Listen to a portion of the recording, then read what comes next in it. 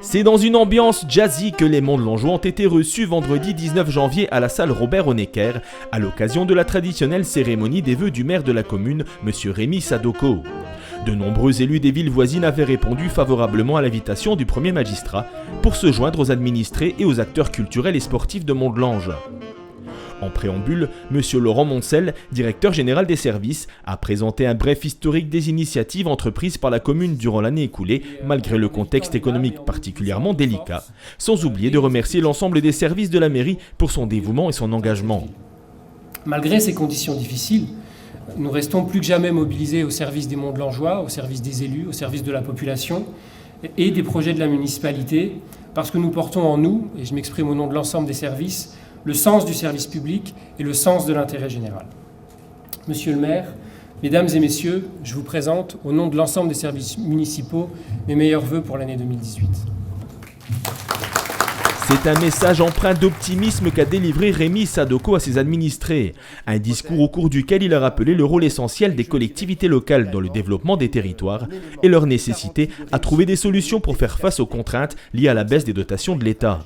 Tout ceci pour dire qu'effectivement, nous les communes, on veut bien faire des efforts, mais il faut qu'on le fasse dans un dialogue avec l'État, dans un dialogue avec la majorité parlementaire, dans un dialogue avec le président de la République, via nos instances de représentation, parce que la commune, il ne suffit pas de dire qu'elle est très importante, il faut aussi le démontrer, il faut aussi mettre sur la table les chiffres qui sont là pour le prouver. Les chiffres sont nombreux, c'est la cohésion sociale dont nous avons besoin, et la cohésion sociale, elle est aussi un facteur de réussite économique, tout est absolument lié.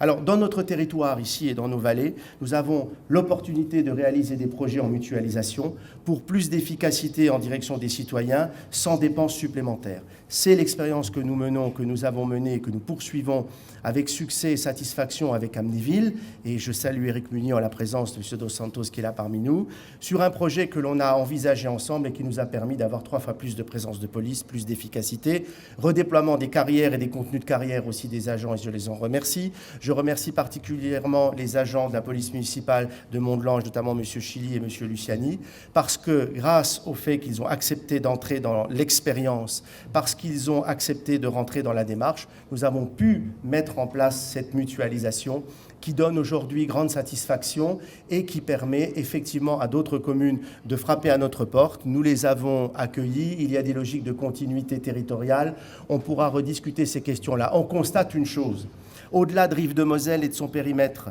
au-delà de l'immédiateté de la CCPOM, c'est en logique de bassin de vie que nous devons travailler. Et quand des projets économiques voient le jour, eh bien, ce sont des projets qui impactent sur des territoires dans des rayons à minima de 25-30 km. Donc ça veut dire qu'à un moment donné, nous les élus, nous devons travailler pour faciliter les convergences, pour additionner nos forces, pour trouver entre nous, avant le levier de l'impôt, les moyens qui permettent de développer de nouveaux projets au service des habitants, en faisant preuve d'une efficacité et d'une forme d'intelligence politique, parce qu'on doit être soudés et unis, c'est ce que vous attendez de nous à juste titre, pour faire avancer nos territoires. Quand un créé en un endroit, c'est dans un rayon très vaste qu'une entreprise s'implantant, elle va impacter notre territoire. Donc comme vous le voyez, nous sommes de ce point de vue-là des gens optimistes. La réforme de la taxe d'habitation qui n'était pas prévue non plus en début de mandat, elle va arriver. Vous savez, moi je suis pas dans les clivages.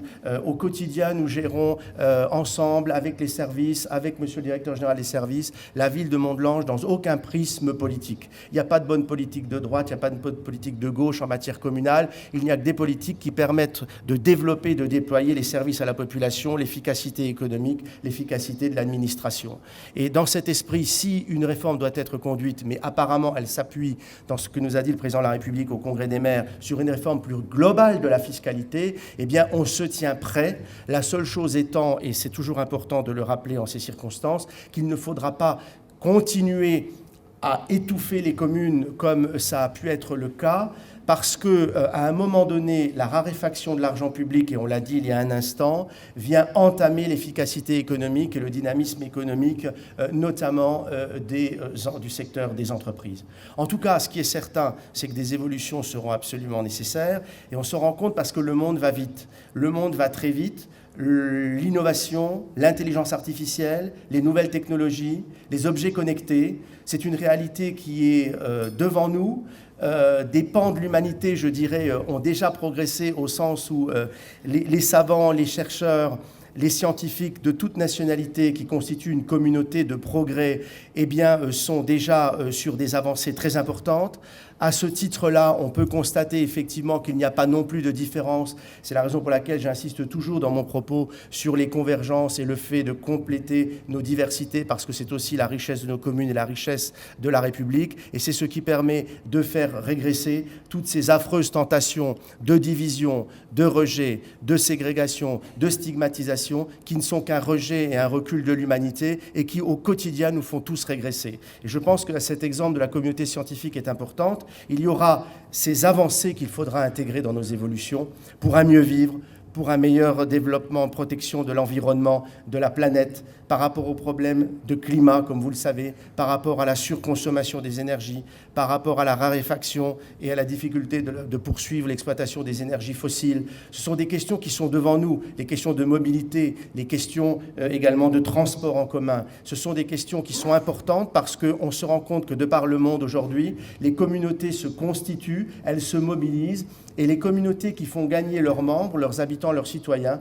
sont celles qui fédèrent leurs énergies, qui acceptent d'aller de l'avant, qui acceptent de se réformer et qui, au fond, ont cette motivation qui est liée essentiellement à un point important, c'est que de croire en l'homme. Voilà. C'est parce qu'on croit en l'homme qu'on s'engage dans le service public, qu'on s'engage aux politiques, qu'on s'engage à l'échelle d'une commune, d'un département, d'une région et également, bien sûr, au niveau national. Et c'est ça qui conduit, bien évidemment, les actions que nous menons. Alors, je vous souhaite à toutes et à tous une très, très belle année 2018, pleine de réussite, pleine de consolation si vous avez vécu des difficultés en 2017 et notamment perdu des êtres chers. En projet, venez nous voir. Il y a une permanence tous les mois sans rendez-vous, le premier lundi du mois, de 17h à 20h et au-delà s'il y a du monde, et il y a souvent du monde.